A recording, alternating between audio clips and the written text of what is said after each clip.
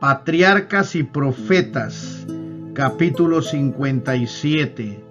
El arca tomada por los filisteos. Otra advertencia había de ser dada a la casa de Elí. Dios no podía comunicarse con el sumo sacerdote ni con sus hijos. Sus pecados, como densa nube, excluían la presencia del Espíritu Santo. Pero en medio de la impiedad, el niño Samuel permanecía fiel al cielo y fue comisionado como profeta del Altísimo para dar el mensaje de condenación a la casa de Elí. La palabra de Jehová era de estima en aquellos días. No había visión manifiesta. Y aconteció un día que, estando Elí acostado en su aposento, cuando sus ojos comenzaban a oscurecerse, que no podía ver, Samuel estaba durmiendo en el templo de Jehová, donde el arca de Dios estaba. Y antes que la lámpara de Dios fuese apagada, Jehová llamó a Samuel. Véase Primera de Samuel, capítulo del 3 al 7. Creyendo que la voz era de Elí, el niño se apresuró a ir al lado de la cama del sacerdote diciendo: heme aquí, ¿para qué me llamaste? La contestación que recibió fue: hijo mío, yo no te he llamado, vuelve y acuéstate. 3 veces fue llamado Samuel y 3 veces contestó de la misma manera. Y entonces Elí se convenció de que la voz misteriosa era la de Dios. El Señor había pasado por alto a su siervo elegido, el anciano canoso, para comunicarse con un niño. Esto era de por sí un reproche amargo, pero bien merecido para Elí y su casa. Ningún sentimiento de envidia o celos despertó en el corazón de Elí. Le aconsejó a Samuel que contestara si le llamaba nuevamente: habla Jehová, que tu siervo oye. Una vez más se oyó la voz y el niño contestó: habla, que tu siervo oye. Estaba tan asustado al pensar que el gran Dios le hablaba que no pudo recordar exactamente las palabras que Elí le había mandado decir. Y Jehová dijo a Samuel: he aquí, haré yo una cosa en Israel, que a quien la oyere le retiñirán ambos oídos. Aquel día yo despertaré contra Elí todas las cosas que he dicho sobre su casa. En comenzando acabaré también, y mostraréle que yo juzgaré a su casa para siempre por la iniquidad que él sabe, porque sus hijos se han envilecido y él no los ha estorbado. Y por tanto yo he jurado a la casa de Elí que la iniquidad de la casa de Elí no será expiada jamás, ni con sacrificios ni con presentes. Antes de recibir este mensaje de Dios, Samuel no había conocido aún a Jehová, ni la palabra de Jehová le había sido revelada. Es decir, que no había experimentado manifestaciones directas de la presencia de Dios como las que se otorgaban a los profetas. El propósito de Dios era revelarse de una manera inesperada, para que Elí oyera hablar de ello por medio de la sorpresa y de las preguntas del joven. Samuel se llenó de terror y asombro al pensar que se le había encargado tan terrible mensaje. Por la mañana se dedicó a sus quehaceres como lo hacía ordinariamente, pero con una carga pesada en su joven corazón. El Señor no le había ordenado que revelara la temible denuncia. Por consiguiente, se llamó a silencio y evitaba en lo posible la presencia de Elí. Temblaba por temor de que alguna pregunta le obligara a declarar el juicio divino contra aquel a quien tanto amaba y reverenciaba. Elí estaba seguro de que el mensaje anunciaba alguna gran calamidad para él y su casa. Llamó a Samuel y le ordenó que le relatara fielmente lo que el Señor le había revelado. El joven obedeció Y el anciano se postró en humilde sumisión a la horrenda sentencia. Jehová es, dijo, haga lo que bien le pareciere. Sin embargo, Elí no llevó los frutos del arrepentimiento verdadero. Confesó su culpa, pero no renunció al pecado. Año tras año el Señor había postergado los castigos con lo que le amenazaba. Mucho pudo haberse hecho en aquellos años para redimir los fracasos del pasado, pero el anciano sacerdote no tomó medidas eficaces para corregir los males que estaban contaminando el santuario de Jehová y llevando a la ruina a millares de Israel. Por el hecho de que Dios tuviera paciencia, Ofni y Finés endurecieron su corazón y se envalentonaron en la transgresión. Elí hizo conocer a toda la nación los mensajes de reproche que habían sido dirigidos a su casa. Así esperaba contrarrestar hasta cierto punto la influencia maléfica de su negligencia anterior. Pero las advertencias fueron menospreciadas por el pueblo, como lo habían sido por los sacerdotes. También los pueblos de las naciones circunvecinas, que no ignoraban las iniquidades abiertamente practicadas en Israel, se envalentonaron aún más en su idolatría y en sus crímenes. No sentían la culpabilidad de sus pecados como lo habrían sentido si los israelitas hubieran preservado su integridad. Pero el día de la retribución se aproximaba. La autoridad de Dios había sido puesta a un lado y su culto descuidado y menospreciado, y se había hecho necesario que Él interviniera para sostener el honor de su nombre. Por aquel tiempo salió Israel a encontrar batalla a los filisteos y asentó campo junto a Eben-Nezer, y los filisteos asentaron el suyo en Apec.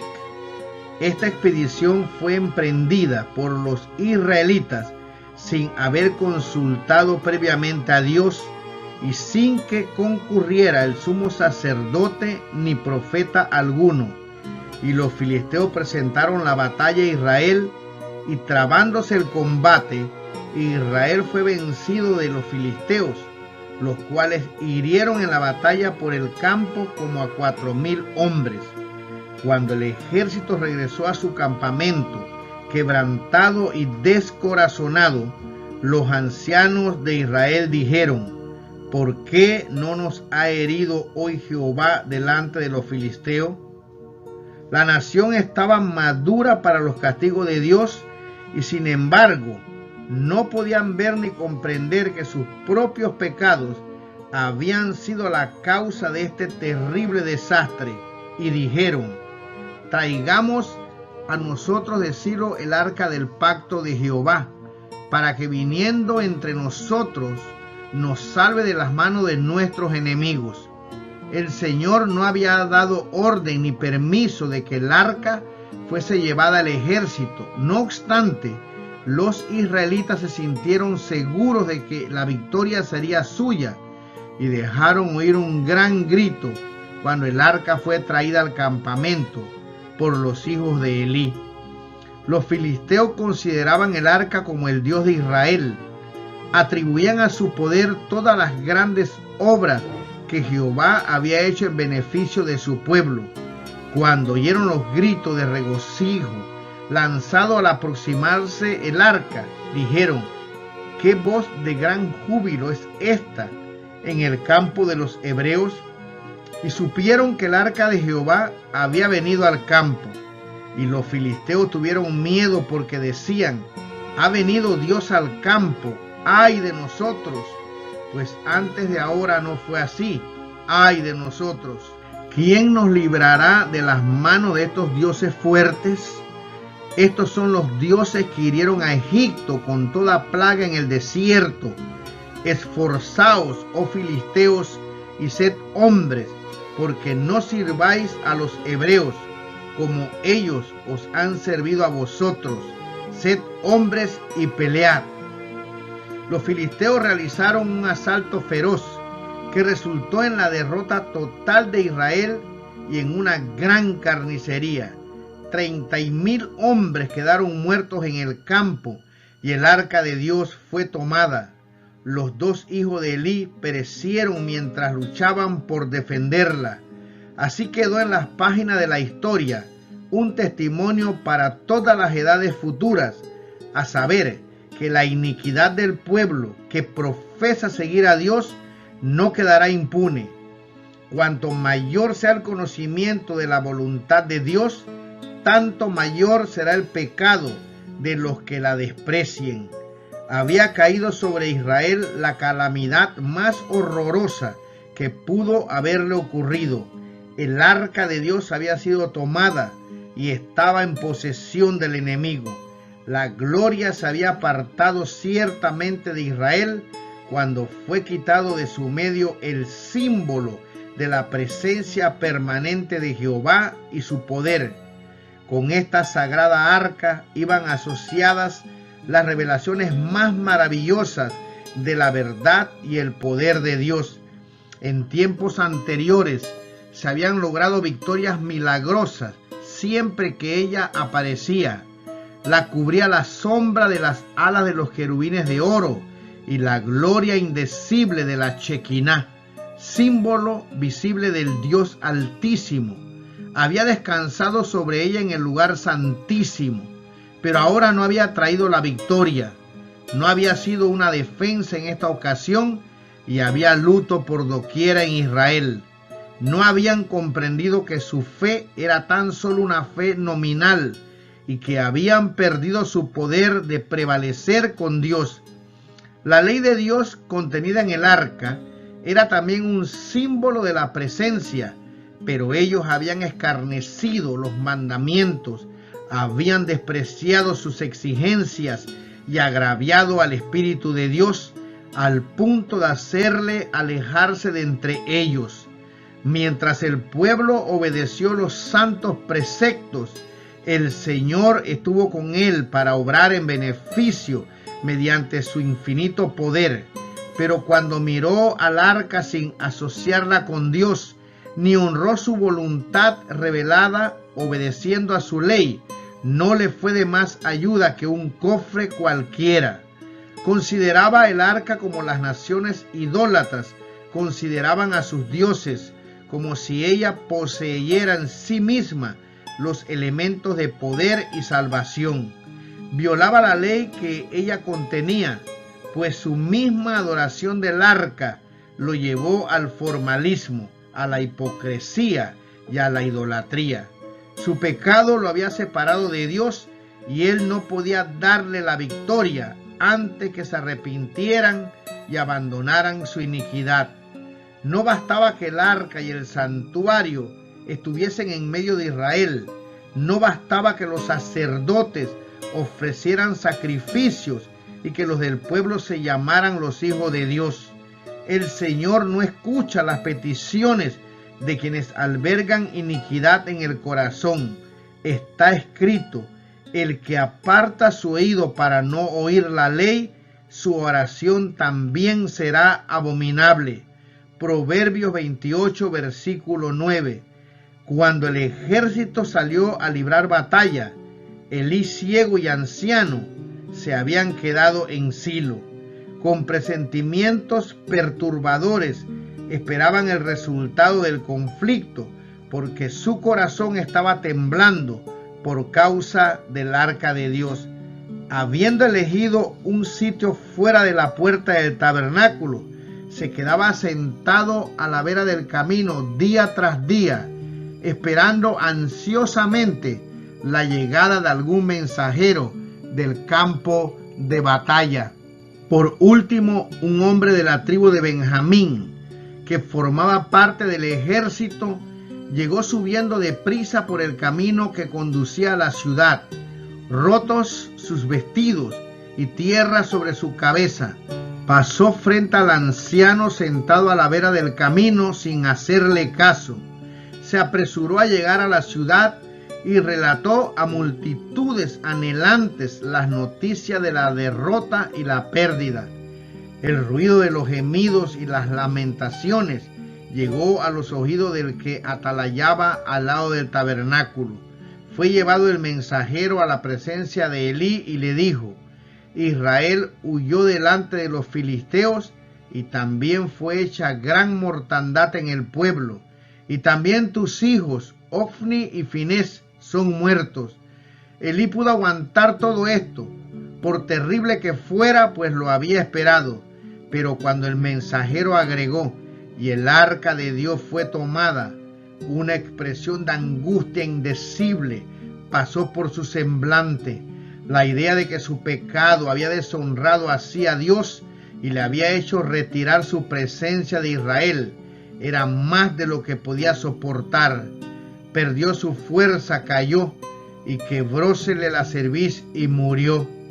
La esposa de Finés, a pesar de la impiedad de su marido, era una mujer que temía al Señor.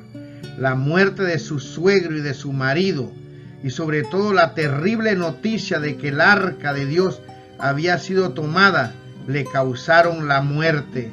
Le pareció que la última esperanza de Israel había desaparecido, y llamó al hijo que le acababa de nacer en esa hora de adversidad Icabod, sin gloria, y con su último aliento repitió las tristes palabras: traspasada es la gloria de Israel, porque el arca de Dios fue tomada. Pero el Señor no había desechado completamente a su pueblo, ni tampoco iba a tolerar mucho tiempo el júbilo de los paganos. Había usado a los filisteos como instrumento para castigar a los israelitas, y empleó el arca para castigar a los filisteos. En tiempos anteriores, la divina presencia la había acompañado para hacer la fuerza y la gloria de su pueblo obediente. Aún la acompañaría esa presencia invisible para infundir terror y ocasionar destrucción a los transgresores de la santa ley. A menudo el Señor emplea a sus acérrimos enemigos para castigar la infidelidad del pueblo que profesa seguirle. Los impíos podrán triunfar por algún tiempo, viendo a Israel sufrir el castigo, pero llegará el momento cuando ellos también habrán de sufrir la sentencia de un Dios santo que odia el pecado. Donde quiera se abrigue la iniquidad, allí caerán rápidos y certeros los juicios divinos. Los filisteos llevaron el arca en procesión triunfal a Asdod, una de sus 5 ciudades principales, y la pusieron en la casa de su dios Dagón. Se imaginaban que el poder que hasta entonces había acompañado el arca sería suyo, y que, unido al poder de Dagón, los haría invencibles. Pero al entrar en el templo al día siguiente, presenciaron una escena que los llenó de consternación. Dagón había caído de bruces al suelo ante el arca de Jehová. Reverentemente los sacerdotes recogieron el ídolo y lo colocaron en su sitio, pero a la mañana siguiente lo encontraron misteriosamente mutilado, otra vez derribado en el suelo ante el arca. La parte superior de este ídolo era semejante a la de un hombre, y la parte inferior se asemejaba a la de un pez. Ahora toda la parte que se parecía a la forma humana había sido cortada y quedaba solamente el cuerpo del pez. Los sacerdotes y el pueblo estaban horrorizados. Consideraban este acontecimiento misterioso como un mal augurio que presagiaba la destrucción de ellos y de sus ídolos ante el Dios de los hebreos. Sacaron entonces el arca del templo y la colocaron en un edificio aparte. Los habitantes de Asdod se vieron afectados por una enfermedad angustiosa y fatal. Recordando las plagas que el Dios de Israel había infligido a Egipto, el pueblo atribuyó esta calamidad a la presencia del arca entre ellos. Se decidió llevarla a Gat, pero poco después de su llegada allí comenzó la plaga y los hombres de la ciudad la enviaron a Ecrón. Los habitantes la recibieron con terror y clamando: Han pasado a mí el arca del Dios de Israel por matarme a mí y a mi pueblo. Se volvieron a sus dioses en busca de protección, como lo había hecho la gente de Gad y Asdod. Pero la obra de exterminio siguió hasta que, por causa de la aflicción, el clamor de la ciudad subía al cielo. Temiendo el pueblo conservar el arca en habitaciones humanas, la colocó en campo raso. Siguió entonces una plaga de ratones que infestaron la tierra y destruyeron los productos agrícolas, tanto en los graneros como en el campo. La destrucción total, ya fuese por la enfermedad o por el hambre, amenazaba ahora a toda la nación. Durante 7 meses el arca permaneció en la tierra de los filisteos, y en todo este tiempo los israelitas no hicieron esfuerzo alguno por recobrarla. Pero los filisteos tenían ahora tanta ansia de deshacerse de ella como antes la habían tenido por obtenerla. En vez de ser una fuente de fortaleza para ellos, era una carga pesada y una gran maldición. Sin embargo, no sabían qué hacer, pues a donde quiera que la llevasen, seguían inmediatamente los juicios de Dios. El pueblo clamó a los príncipes de la nación, como también a los sacerdotes y adivinos, y ansiosamente les preguntó: ¿qué haremos del arca de Jehová? Declaradnos cómo la hemos de tornar a enviar a su lugar. Ellos aconsejaron que la devolvieran con un costoso sacrificio de expiación. Entonces dijeron los sacerdotes: seréis sanos y conoceréis por qué no se apartó de vosotros su mano. Antiguamente, para reprimir o eliminar una plaga, solían hacer los paganos una representación en oro, plata u otros materiales de aquello que causaba la destrucción o del objeto o parte del cuerpo especialmente afectados. Esta representación o imagen se colocaba en una columna o en algún lugar visible y se creía que constituía una protección eficaz contra los males que representaba. Todavía subsiste hoy una costumbre semejante entre ciertos pueblos paganos. Cuando una persona que sufre de alguna enfermedad va al templo de su ídolo en busca de curación, lleva consigo una figura de la parte afectada y la presenta como ofrenda a su Dios. En consonancia con la superstición reinante, los señores filisteos aconsejaron al pueblo que hiciera representaciones de las plagas que le había estado afligiendo, conforme al número de los príncipes de los filisteos: 5 hemorroides de oro y 5 ratones de oro, porque dijeron ellos: la misma plaga que todos tienen, tiene también vuestros príncipes. Estos sabios reconocieron que un poder misterioso acompañaba el arca, un poder al que no sabían hacer frente. Sin embargo, no aconsejaron al pueblo que se apartara de su idolatría para servir al Señor. Seguían odiando al Dios de Israel, aunque se veían obligados a someterse a su autoridad por los castigos abrumadores. Así también pueden los pecadores verse convencidos por los juicios de Dios de que es vano contender contra Él. Pueden verse obligados a someterse a su poder, mientras que en su corazón se rebelan contra su dominio. Una sumisión tal no puede salvar al pecador. El corazón debe ser entregado a Dios, debe ser subyugado por la gracia divina, antes de que el arrepentimiento del hombre pueda ser aceptado. Cuán grande es la longanimidad de Dios hacia los impíos. Tanto los filisteos idólatras como los israelitas apóstatas habían gozado de las dádivas de su providencia. 10,000 misericordias inadvertidas caían silenciosamente sobre la senda de hombres ingratos y rebeldes. Cada bendición les hablaba del dador, pero ellos eran indiferentes a su amor. Muy grande era la tolerancia de Dios hacia los hijos de los hombres, pero cuando ellos se obstinaron en su impenitencia, apartó de ellos su mano protectora. Se negaron a escuchar la voz de Dios que les hablaba en sus obras creadas y en las advertencias, las reprensiones y los consejos de su palabra, y así se vio obligado a hablarles por medio de sus juicios. Había entre los filisteos algunos que estaban dispuestos a oponerse a que se devolviera el arca a su tierra. Consideraban humillante para su pueblo un reconocimiento tal del poderío del Dios de Israel.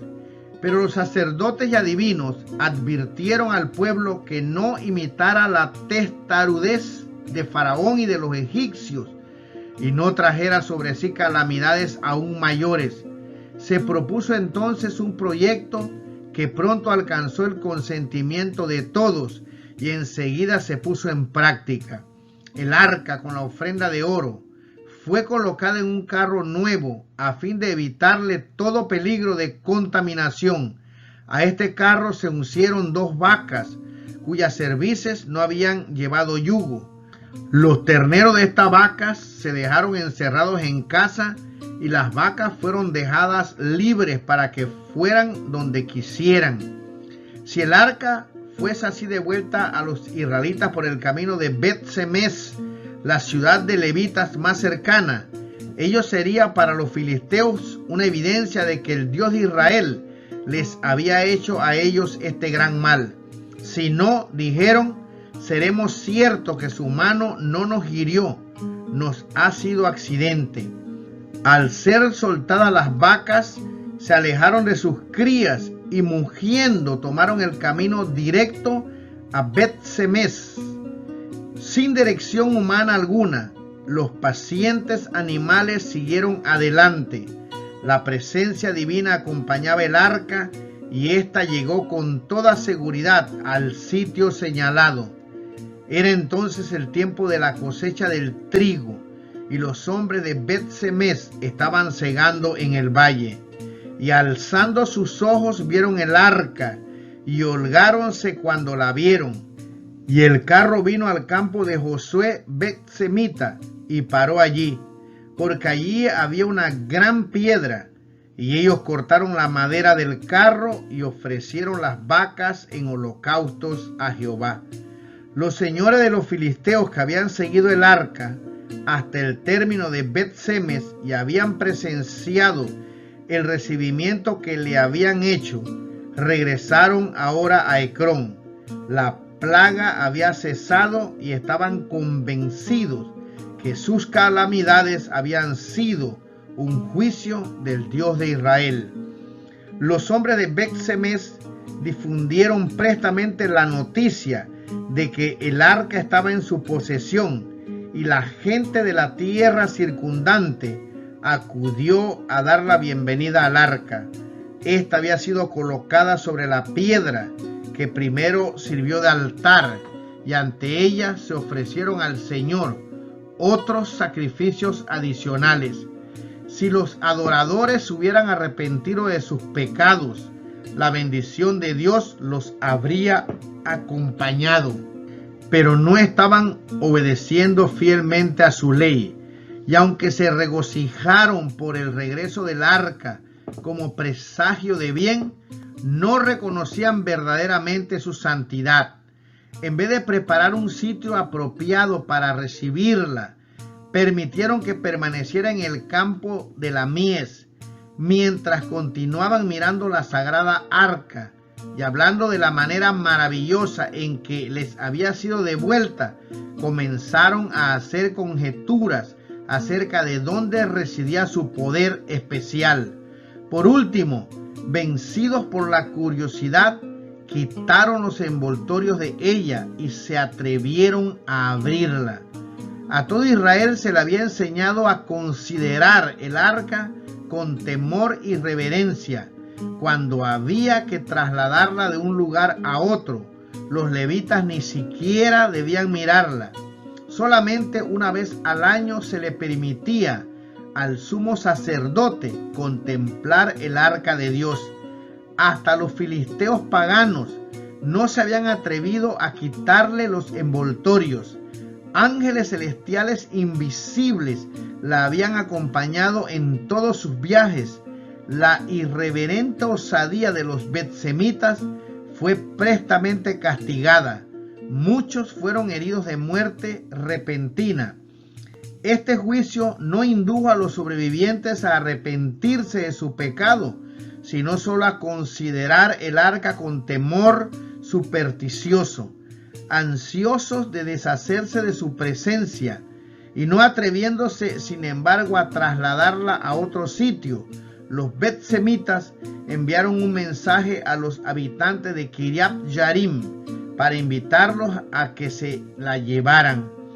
Con gran regocijo los hombres de dicho lugar dieron la bienvenida al arca sagrada. Sabían muy bien que ella era garantía del favor divino para los obedientes y fieles.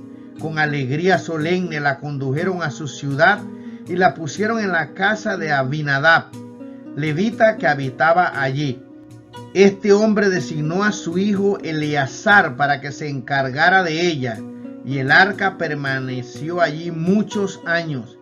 Durante los años transcurridos desde que el Señor se manifestó por primera vez al hijo de Ana, el llamamiento a Samuel al cargo profético había sido reconocido por toda la nación. Al transmitir fielmente la divina advertencia a la casa de Elí, por penoso que fuera dicho de ver, Samuel había dado pruebas evidentes de su fidelidad como mensajero de Jehová. Y Jehová fue con él, y no dejó caer a tierra ninguna de sus palabras. Y conoció todo Israel desde Dan hasta Beerseba que Samuel era fiel profeta de Jehová. Los israelitas aún continuaban como nación en un estado de irreligión e idolatría, y como castigo permanecían sujetos a los filisteos. Mientras tanto, Samuel visitaba las ciudades y aldeas de todo el país, procurando hacer volver el corazón del pueblo al Dios de sus padres, y sus esfuerzos no quedaron sin buenos resultados. Después de sufrir la opresión de sus enemigos durante 20 años, toda la casa de Israel lamentaba en pos de Jehová. Samuel les aconsejó: si de todo vuestro corazón os volvéis a Jehová, quitad los dioses ajenos y a Astarot de entre vosotros, y preparad vuestro corazón a Jehová, y a él solo servid. Aquí vemos que la piedad práctica, la religión del corazón, que era enseñada en los días de Samuel, como la fue por Cristo cuando estuvo en la tierra. Sin la gracia de Cristo, nada le valían al Israel de antaño las formas externas de la religión. Tampoco valen para el Israel moderno. Es hoy muy necesario que la verdadera religión del corazón reviva como sucedió en el antiguo Israel. El arrepentimiento es el primer paso que debe dar todo aquel que quiera volver a Dios. Nadie puede hacer esta obra por otro. Individualmente debemos humillar nuestras almas ante Dios y apartar nuestros ídolos. Cuando hayamos hecho todo lo que podamos, el Señor nos manifestará su salvación. Con la cooperación de los jefes de las tribus, se reunió una gran asamblea en Mizpa. Allí se celebró un ayuno solemne. Con profunda humillación, el pueblo confesó sus pecados y, en testimonio de su resolución de obedecer las instrucciones que habían oído, invistió a Samuel con la autoridad de juez. Los filisteos interpretaron esta reunión como un consejo de guerra, y con un ejército poderoso quisieron dispersar a los israelitas antes que sus proyectos maduraran. Las nuevas de su próxima llegada infundieron gran terror a Israel. El pueblo pidió a Samuel: no ceses de clamar por nosotros a Jehová nuestro Dios, que nos guarde de mano de los filisteos. Mientras Samuel estaba ofreciendo un cordero en holocausto, los filisteos se acercaron para dar batalla. Entonces el Todopoderoso, que había descendido sobre el Sinaí en medio del fuego, del humo y del trueno, el que había dividido el mar rojo y que había abierto un camino por el Jordán para los hijos de Israel, manifestó su poder una vez más. Una tempestad terrible se desató sobre el ejército que avanzaba, y por la tierra quedaron sembrados los cadáveres de guerreros poderosos. Los israelitas habían permanecido quietos, en silencio, asombro, temblando de esperanza y de temor, cuando presenciaron la matanza de sus enemigos. Se dieron cuenta de que Dios había aceptado su arrepentimiento.